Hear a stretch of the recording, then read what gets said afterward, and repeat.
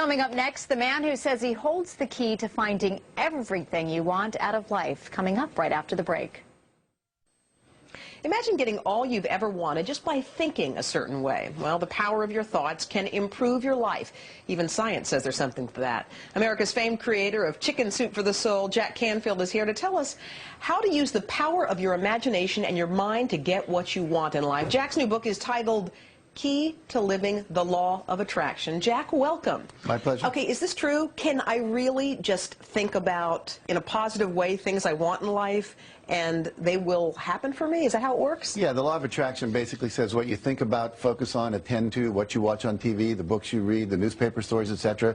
You are going to create a vibrational feeling response to that. And that sends out a wave, just like your cell phone sends out a wave. And everything in the universe that is harmonic to that will start to vibrate and be attracted toward you. It's as if you create a magnetic field with your thoughts. So we have to be very intentional and deliberate about what we think, and most of us were never taught to do that. So you think there's something really tangible there? It's not just kind of, I don't know, kind of shrink hocus pocus sort of stuff. No, there's actually science that backs it up. I mean, we now know from quantum physics that everything that we perceive is actually a thought that creates it and brings it into being. This screen behind us was first a thought. Yeah. You know, your hairdresser had a thought about how your hair might be styled before they styled it that way. Right. So everything is starting in thought. And we know that these thoughts can travel as far as around the Earth, done by some projects that were done in Japan, where a guy literally changed the molecule structure of water simply with 10,000 people focusing on that. Jack, don't you think a lot of people just sort of hurt themselves because they're just afraid? I mean, they're afraid of taking risks. And I remember seeing that bumper sticker. It says something like,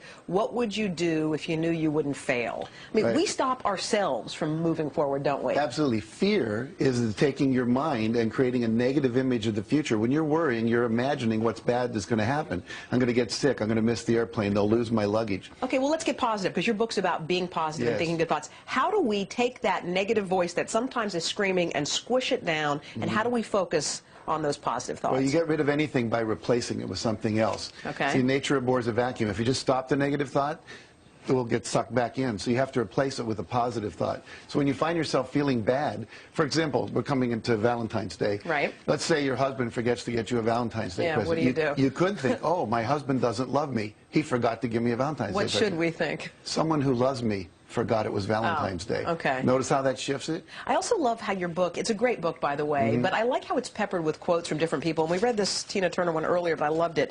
It says, sometimes you've got to let go of things, purge yourself. If you're unhappy with anything, whatever is bringing you down, just get rid of it, because you'll find that when you're free, your true creativity, your true self comes out. That's a quote from Tina Turner. It's about purging, right, and getting rid of the bad stuff. Yeah, we have to empty it out. It's like if you have too many clothes in your closet, there's no room for new clothes. So just like with negative thoughts, we really should be doing a thought inventory on a regular basis, and every time we're not feeling good, say, what am I thinking, and then say, what do I want to have? See, most people are talking about what happened and how bad it is. Instead of what you want to be talking about is how good it's going to get. Focus all your energy on your dreams, your vision, what you want to have happen. Let's talk about goals. It's important, you say, to set goals. Should you write them down, and what kind of things should they be? Well, in my book, The Key to Living the Law of Attraction, we have a place to write 101 goals that you want to achieve in your life. And I did that when I was 47. I'm 63 now. And when I was 47, I wrote 137 goals, and I've achieved over 68 of those. Well, 69, those was over 68. And just got one last week. But the point is that if you have that list, your unconscious starts to work on how to figure it out. Lou Holtz, the famous coach of Notre Dame, he's now an ESPN sportscaster. When he was 29, he made a list of 101 goals he wanted to achieve, and now he's achieved all but 6 of those. Oh, wow. See, and if you have that, every year you pick 4 or 5, focus on it, visualize it, and then it comes to being. And this Oprah quote really struck me. It says, your true passion should feel like breathing. It is that natural. So you've got to find the thing that you're meant to do, aren't you? Yes, we each have an inborn unique ability. We have a passion, we have a talent, and you know you're on it when you're happy. See, if you're feeling joy when you're doing what you're doing, then you're on track. If you're not feeling joy, it means you're off track. We're getting feedback all the time. Now, your book is filled with, it's sort of interactive. You can write things in the book, which I like, and there are quotes and things, but you also say to create a vision board. What's a vision board? Well, if we look right here, we see a vision board, and we call this a vision book because you can actually close it up like this.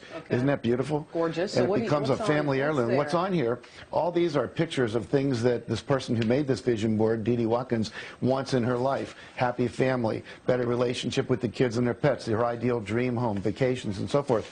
There's also words like peace and love and prosperity, and this kit comes with all the words already cut out. So most people's vision boards look like ransom notes. You know, they've cut them out of magazines. So what we have here is something that's really beautiful, and people can go to dreambigcollection.com and they can find out about how to get one of these. Jack, I have a feeling you got another winner on your hands with this one, The Key to Living the Law of Attraction. Jack Canfield, thank you so much for coming on the show. We really appreciate it. Good luck to you. My pleasure. Thank you. And you can read an excerpt from this book on todayshow.com, of course. And we'll be back with more. But first, this is Today on NBC.